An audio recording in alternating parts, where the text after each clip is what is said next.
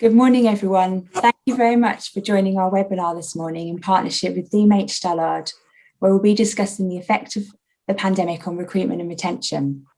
For those of you who don't know me, my name is Louise Sowell, and I work alongside Chloe, Sarah Baker, Sarah Robinson and Lily at Badenoch Clark in Brighton, where we specialise in recruiting HR professionals across the South East.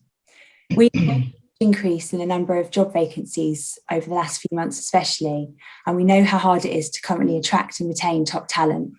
So we're delighted to be able to offer you a panel of experts today who will share their experiences and answer your questions around this topic. We'd like to thank Amanda Smith, DMH Stallard's HR Director, Sam Rope, VP HR UK&I at the Adecco Group for their time today, and Abigail Maino from DMH Stallard for being our legal expert. We hope you enjoy the session and we look forward to hearing your feedback. But now I'll hand over to Abigail, who'll run through a few housekeeping points and begin the webinar. Thanks, Louise. Good morning, everybody. Thank you for joining us this morning. Some housekeeping before we dive into the webinar. We're running the webinar today, as Louise says, as a conversational Q&A, and we'll try and answer as many of your questions as possible. We've had a few sent in advance, but if you want to ask any other questions, then please use the Q&A button on your screen and we'll be able to see them. If there are any technical difficulties during the webinar, please use the chat function and a member of the team will be able to pick that up.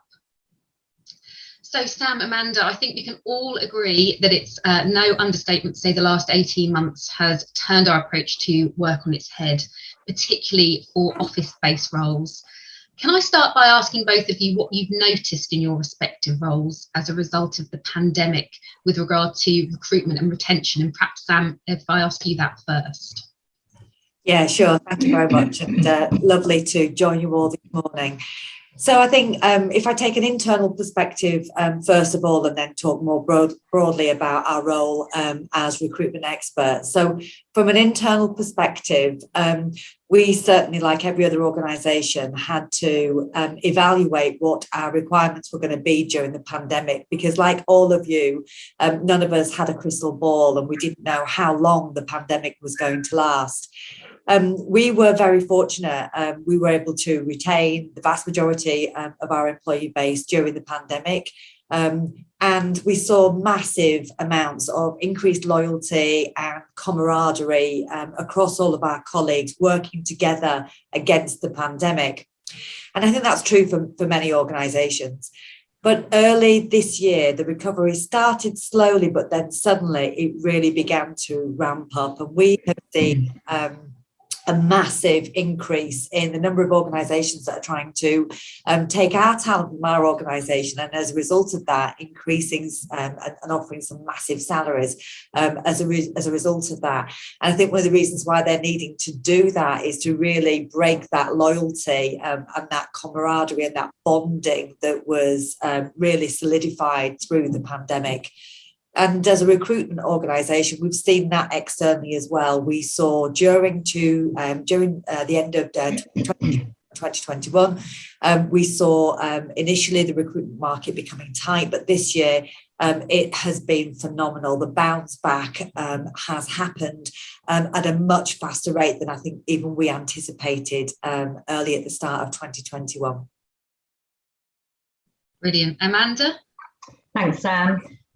Yeah, I mean, the same as you, if I start off internally, when the pandemic hit, we wanted to increase our communication with everybody. We did things such as regular manager partner briefings as to what was happening in the business, newsletters, anonymised staff surveys. We felt it was important at that time in the pandemic to hear what our people were going through, where they were struggling, what was working for them. We had regular Zoom meetings, both work and social. A bit like you, Sam, at the beginning, we thought recruitment would slow down for a good year or so, but we actually saw movement after about 6 months into the pandemic. And then we were just finding it was harder and harder to recruit people. And this has obviously increased over time. In fact, one of my team actually referred it to very similar to the housing market at the same time. People were paying way over for houses, and we found that was the same in recruitment. They were paying way over market rate for roles, for candidates. At DMH, we have a very strong culture, and we didn't want to lose this with everybody working remotely. We wanted to keep embedding this with our people because we felt this was a good tool for retention, to keep them sort of, engaged. I think more and more candidates now, we're finding expecting hybrid working as the norm. We're currently looking at a hybrid policy at DMH and how this would work for us. We are aware, though, as things over the last 18 months have been changing, that this, even if we do have a policy, we're going to have to continually review it and look at what's working, what's not working, listening to our people, and obviously meeting the business needs as well. Yeah, I mean, I think it's a really interesting point, Amanda, because whether or not to have a policy is one of the things, certainly from a legal perspective, I'm asked quite a lot. And there's no legal requirement to have a policy on hybrid working, but for a variety of reasons, it can be beneficial to an organisation. It does create consistency across an organisation, which can help managers in applying arrangements and minimise potential legal issues, particularly if you have certain managers in parts of the business who have a particular view on home working, and perhaps a view that it's not as productive as being in the office, and that can create disparities within an organisation as to who is being granted hybrid or flexible working, and potentially create legal risk if the reason that certain people in the team want to work from home more is, for example, because they have a disability and find travelling more difficult, or they have childcare responsibilities. So that policy or framework for decision making can be useful to have consistency and help avoid individual managers approaching similar situations in very different ways. It can also help with providing a framework for things like insurance at home, health and safety, how to escalate that, what expectations the organisation might have in terms of meetings, timings of meetings, conduct around meetings, cameras on, cameras off, mixed meetings. And in terms of the application of that, what I'm seeing from a lot of clients is how it applies in practice, with potentially various groups being more likely to be at home than in the office, and typically that may be older workers, disabled workers, or female workers, and how that then applies to decision making in the business, and that being a real challenge for employers to ensure that people who are working from home more can actively participate in the decision making within an organisation. And of course, from a wider perspective, regardless of whether there's a policy or not in place, terms can become implied to an employment relationship through custom practice over time. So it's really important to maintain that flexibility, but have an eye on any consistent treatment over a period of time if it becomes the expectation in an organisation. And that doesn't happen overnight, but can create implied terms within an employment organisation. And I know hybrid working policies is one of just many challenges and thoughts that employers are grappling with at the moment. Can I ask you both what's worked and possibly more interesting, what hasn't worked so far with your respective organisations' approach to hybrid working? And maybe Sam, again, if we come to you first. Yeah, sure. Thanks, Abigail. So we started our discussions around new world of working. We started a research paper globally in relation to looking at what organisations are doing in relation to hybrid, agile working. And we used a lot of that external research in order to inform the practice that we were embedding within our organisation internally. What we absolutely knew was, as a result of our employee engagement surveys, which we conduct quarterly, we knew that post-lockdown, our colleagues across the UK and across the globe actually wanted to retain an element of hybrid working and remote working. So we knew that absolutely had to be part of our plans. But as an industry, we've got a bit of a reputation, I guess, a little bit like Amanda, for long hours in the office burning the midnight oil. And so we knew that we had to change culture. And we had to win the hearts and minds also of the leadership team. And I think you said that, Abigail, just now. It's not just about having a policy, but it's changing the mindset with the leaders and managers and their approach to office stroke home working. So within the UK and Ireland, Adecco Group has got a number of different recruitment businesses, and Badenoch Clark is one of those.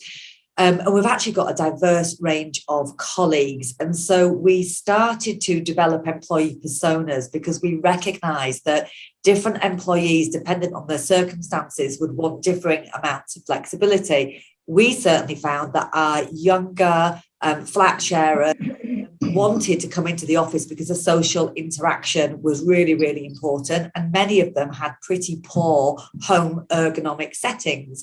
But we found that for some of our employees, maybe single parents, they found the ability to maximise home and office working with childcare arrangements was really beneficial. So for us, trying to find a policy that would work for so many different people, a one size fits all, we didn't feel that that was the approach that we wanted to take. So we tasked our leaders and managers with going out and having a conversation with their employees and their teams about what hybrid working would look like. But we gave them 5 key principles that they had to coalesce around. And that was whatever approach we took or they took, it had to be agile, because we knew from the lockdowns, no sooner we were lockdown, we were back in again. And so if we're going to take kind of a written approach, would be tearing it up every 5 minutes, it felt like during the pandemic. And we can see that with the spike in cases again now. We knew that whatever hybrid working they were adopting, it had to be results driven. We had to ensure that the customers and candidates that we were serving were really well served, and that our NPS scores remained high, and that our results continued to be delivered. We also encouraged a conversation about smart-based planning. So what activities are best done at home and what activities are best done in the office? I know that I, on occasion, have come into the office and found myself, like I am today, locked in the meeting room. Absolutely no point. If you're going to be 9-10 hours on Teams or Zoom meetings, what's the point in being in the office? Because you look like you're not being sociable.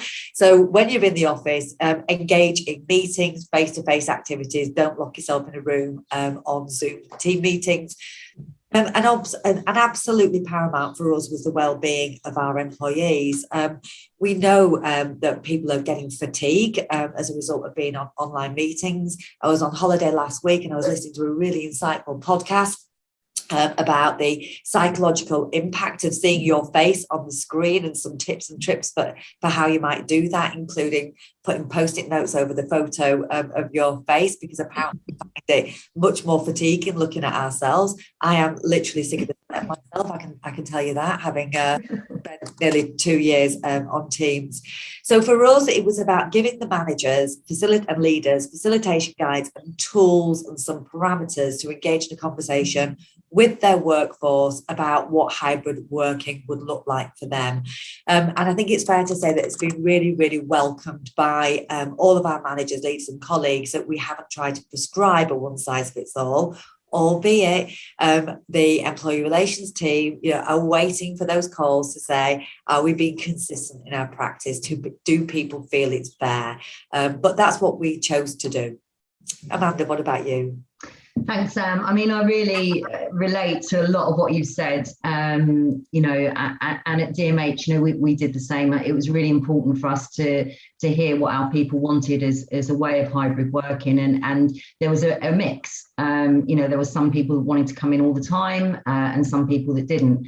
I think if I talk about advantages, I think what we've found is that there has been an improvement in well-being, and I'll come on to the flip side of that in a moment. We found that people have had more time with the flexibility they've got working remotely, they can spend more time with their families, they've got more time to exercise. If they wanted to go for a run in the lunch hour and come back and jump in the shower, they can do that, all that kind of stuff. And I think that has been a big advantage to people. I think We also noticed that our employees were saying that, there's been some cost savings for them not going into the office. So that's obviously an advantage for them, no commute costs, etc. I think as well, and I've heard this a few times we tend to use Zoom at DMH, that I think the personal connections between people having Zoom meetings a lot has been a positive. On one side, there's a flip side to that as well. Dogs barking, somebody coming into the room, Amazon deliveries, it just makes everybody a little bit more human. So I think that's been an advantage as well. I think from the business perspective, we fast-tracked a couple of projects I think that would have taken us a good couple of years to do paperless. We had everybody working remotely within about a week when the pandemic hit, and everybody had to go paperless. And in our industry, we're quite paper heavy in some areas. So that was a real advantage.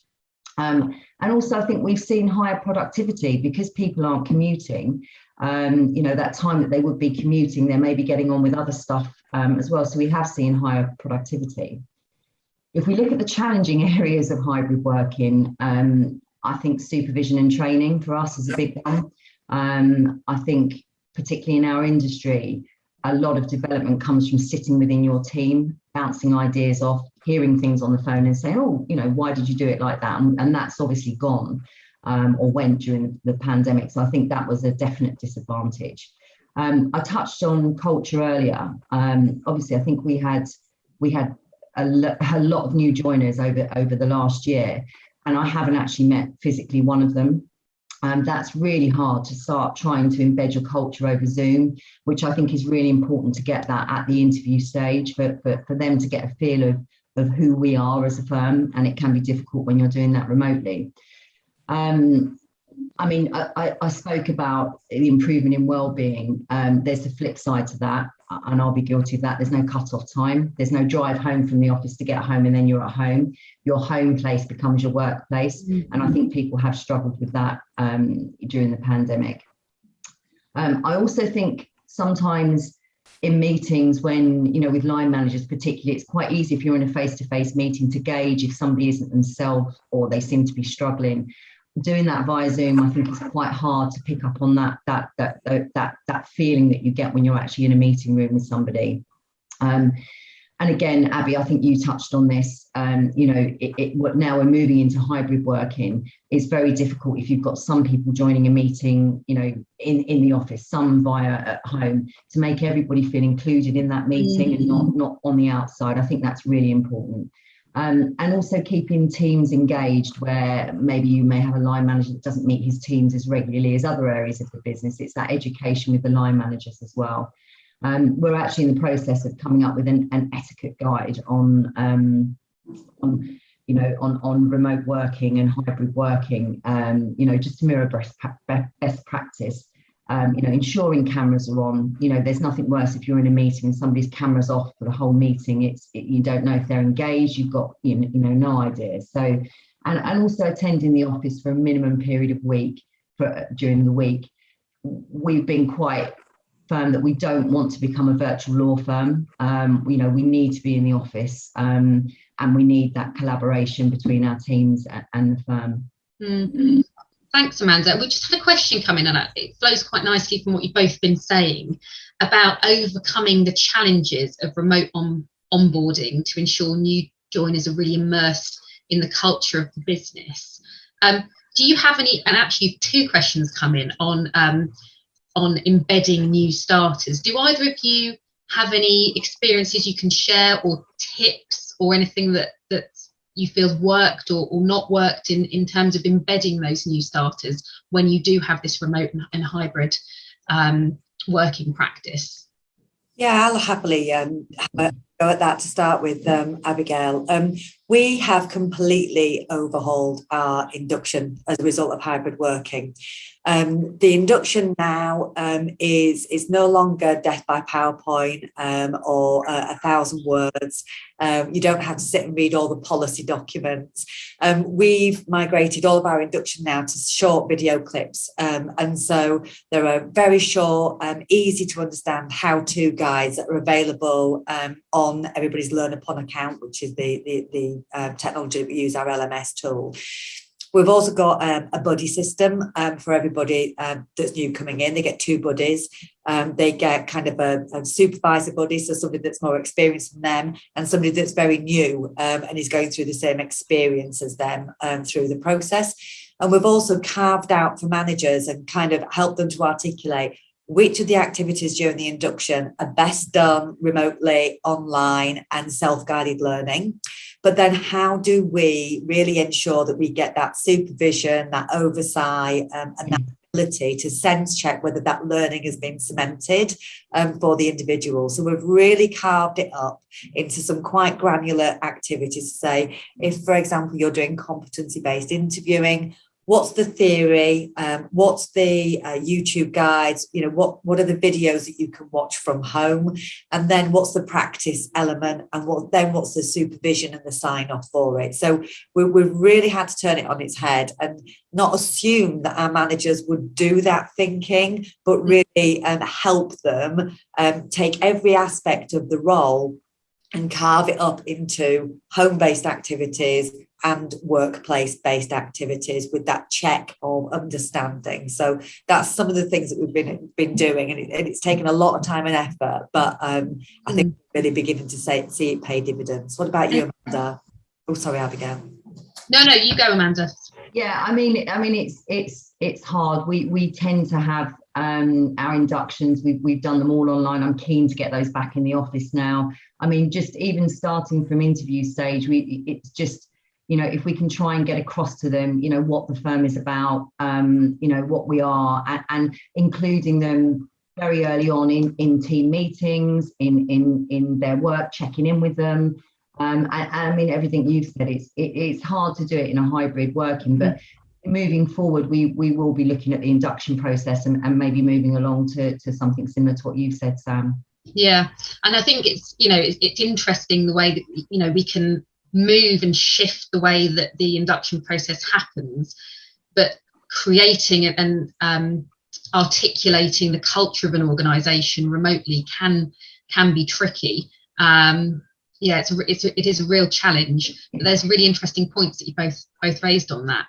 And another question that we had in was about the payment of city salaries for roles and largely now home-based. And I wonder if either of you have noticed a shift in salary levels to recognise the reduction in commuting costs, or whether the sort of candidate drought that you touched on earlier is actually driving salaries up, which I think you mentioned, Amanda, and Sam. And if that's the case, how long you think that's going to be the case?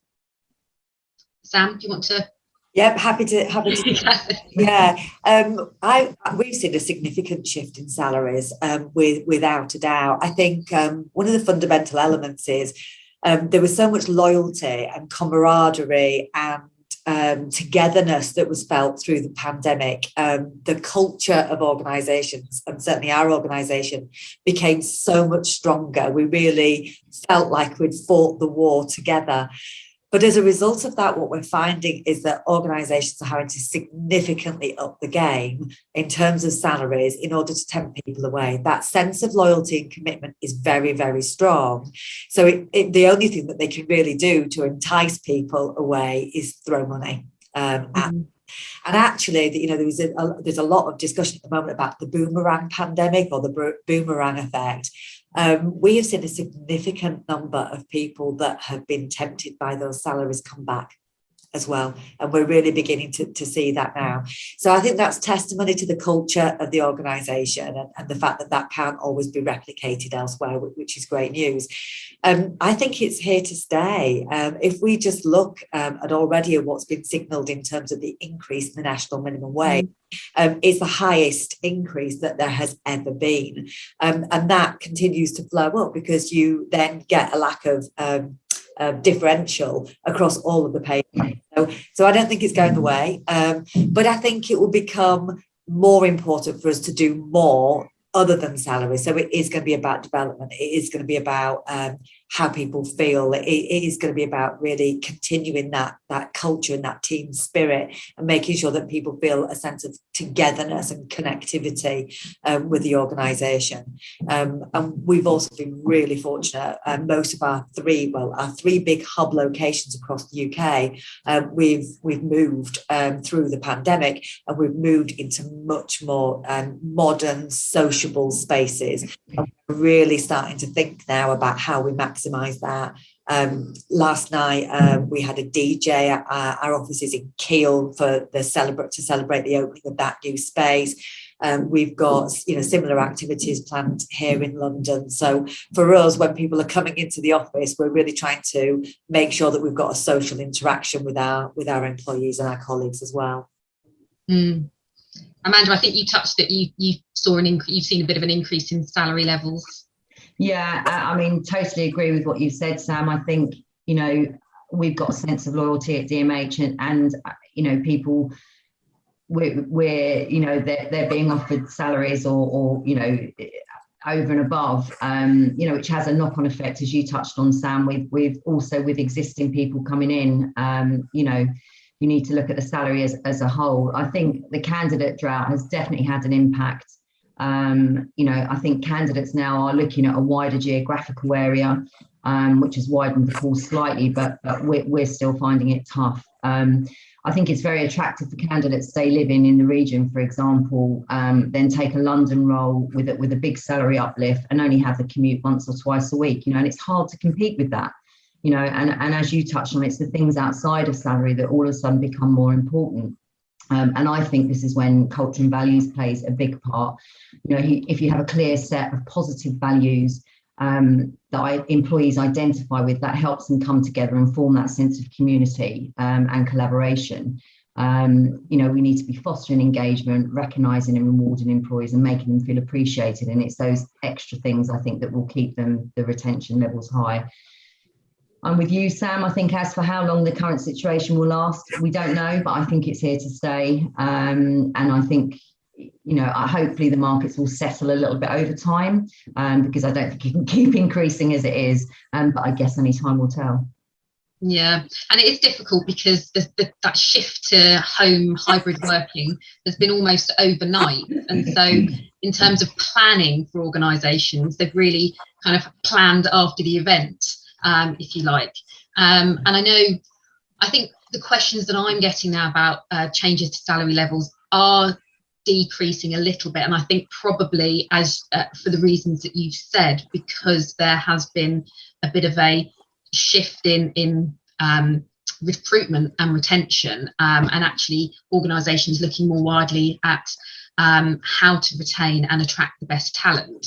And of course, changes to an employee's salary is almost always going to be a change to their terms and conditions. And an employee may consent to that change if they get that increased home working arrangement that they might be after. But if they don't consent to it, an employer needs to think very carefully before unilaterally changing that, because it's very likely to be a repudiatory breach of contract, a potential constructive dismissal situation. When I've been asked about changing salaries, dismissal and re-engagement on new terms is an option, but I think the business case for reduction of salary needs to be very, very compelling to avoid an unfair dismissal case. And actually, where I've been having more questions is around allowances such as London waiting, and whether there should be tweaks to that. And that can be a difficult one to work through, because if you've got a hybrid working arrangement, people are required in the office on certain days, or maybe a bit more of a fluid arrangement, but they've still potentially got the same living costs and not dissimilar commuting costs, particularly if they're in more than a couple of days a week. So actually their costs, yes, of course, they might have sort of a few less coffees or lunches, but that can be offset by the increase to their home utility bills. So actually it can be quite difficult to dissect what the savings are to the individual and the business in a hybrid working arrangement. And of course, there may be reasons why certain employees are more drawn to a hybrid or home working arrangement because of their home setup or any potential disability, let's say. So any changes to their salary levels need to be considered in the context of any potential discrimination challenges. And of course, all the things you said about recruitment and retention are always going to be at the forefront of any organisation. I've just looked at the Q&As. We've got a question about a flight risk review and proactively offering internal salary rises to key members of staff. That created a massive positive engagement as the employees felt they were really valued. So I think it's more of a comment that an attendee has proactively offered those salary rises to retain key members of staff, which I think is a really interesting point. Is there anything else that either of you two in your organisations have been doing other than salary increases to create an increase in engagement?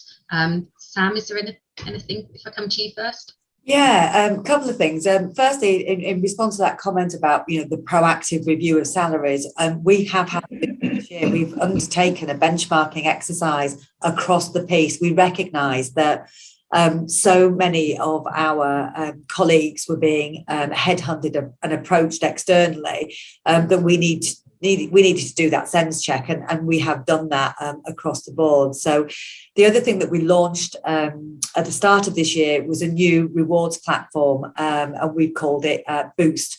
And that's enabled us to put all of our benefits, all of our recognition, and all of our flex spends and well-being all in one place. So it really speaks to the well-being agenda as well. It's got areas on there called the 4Ms. So Move, which is about physical activity, so there are yoga classes, etc. on there.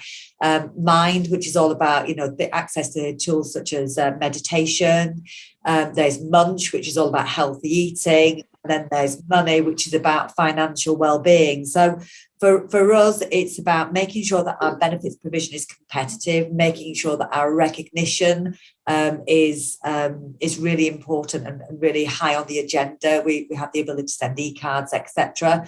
And then the well-being element of that as well. So it does extend much more than just base salary. It is about having a range of different solutions, because I think we recognise with a multi-generational workforce now, different people are motivated by different things, and so have quite an expansive offer in order to make sure that you've got something that fits everybody's needs.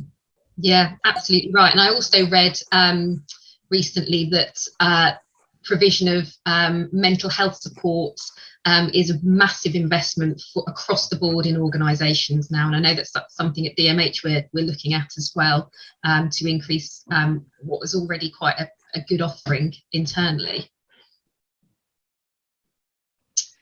Yeah, I mean, just to add, Sam, I mean, I think you're absolutely right. Salary benchmarking, was used to be an annual event. I think now it needs to be, because things are moving so quickly, you can't leave it a year to actually do another one. And we're just in the process of doing that as well at the moment. I mean, engagement wise, we've tried to, now things are going back to a bit of normal. We're encouraging the teams to go out on social events with their teams, to have that bonding, we have 4 events a year where the teams get together and they can go out and either have dinner or theatre or whatever it is they decide to do. We've increased that number of that this year to try and get the teams going out and the offices together as well. I think we've had wellbeing calls with people just to check in and see how they are. We're just trying to do everything that we can. We've had gifts sent home, at Christmas and at Easter, just the little things that actually it's quite nice for them to receive and feel appreciated, which is, I think, we need to be doing. Yeah. And do you think sorry, Sam, were you going to say something? Oh, I was just going to say, just on that, we normally have annual conference, which is, really is the highlight of the year. And we had to move that virtual last year, and we'll be doing it again virtual this year. But I think, like Amanda says, you have to be quite inventive. We finished off the end of the conference. We asked everybody to get dressed up as they normally would be, although they were doing it with their laptop balanced on their ironing boards in some instances. But we still asked people to get dressed up. We sent them, either a mocktail or a cocktail kit.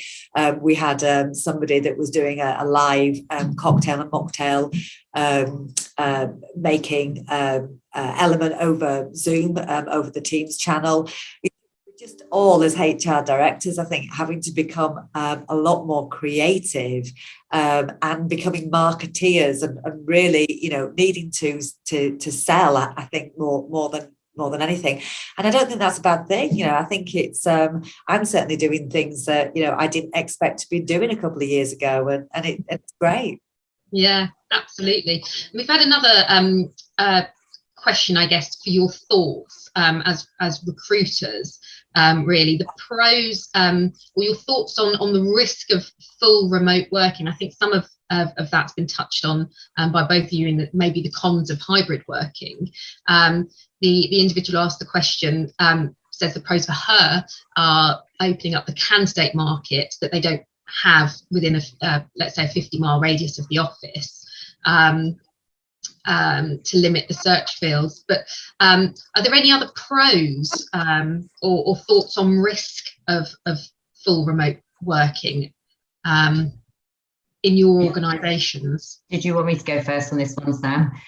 We did actually look. I did actually do a paper on full remote working for the management team, and we did look at this at one point. And I think, number one, it depends on the role. Obviously, it depends whether that can be done full remotely. I think for us, as I mentioned earlier, we didn't want to become a virtual law firm. And if you have somebody who lives, over 50, 100 miles away, if we needed them in the office, is that going to cause an issue for them if their setup is at home? And that team collaboration, which is very important at DMH, we felt if we went down the route of full remote working at the moment, we might lose some of that team collaboration. So that's not to say that we won't review that again in the future, but I think for where we are now, full remote working, is something that we've just put on pause. Mm. Yeah, and for us, we do have a couple of frontline teams that are classified as fully remote, but even they do come into the office, once, twice a month for that social interaction. I think there are fantastic opportunities in terms of opening up and levelling the playing field from a diversity and inclusion perspective. But it also depends on the types of people that you're looking to engage within your organisation. We are a highly social, highly interactive business. Our people are our product. We trade on relationships, and we just find that not have a fully remote model is not ideal. It's not to say that we don't do it, but it isn't something that we would be applying across the piece. But I do certainly think that there is an opportunity to make our organisation a lot more attractive to candidates from a more diverse range of backgrounds, because, like I said, we're coming out of an environment where we were pretty much known for being 10, 12-hour days, 5-6 days a week. So it's helped to break some of that culture.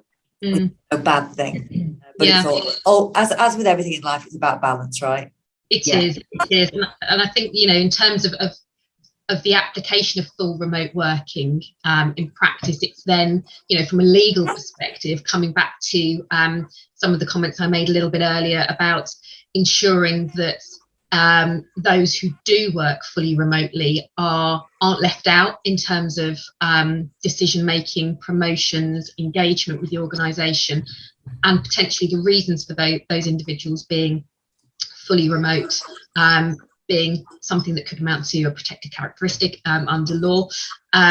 So they ensuring that people working fully remotely can participate and embed in an organisation's culture is a real challenge, I think. as Sam and Amanda said, it's not to say that organisations won't get there, and I've certainly spoken to a number of organisations in my role where they are functioning very effectively remotely, but it can be difficult, I think, where you've got a variety of different job functions within an organisation, and large organisations potentially where you've got different people wanting different working environments, and how to manage that and bring people together and risk not leaving people out.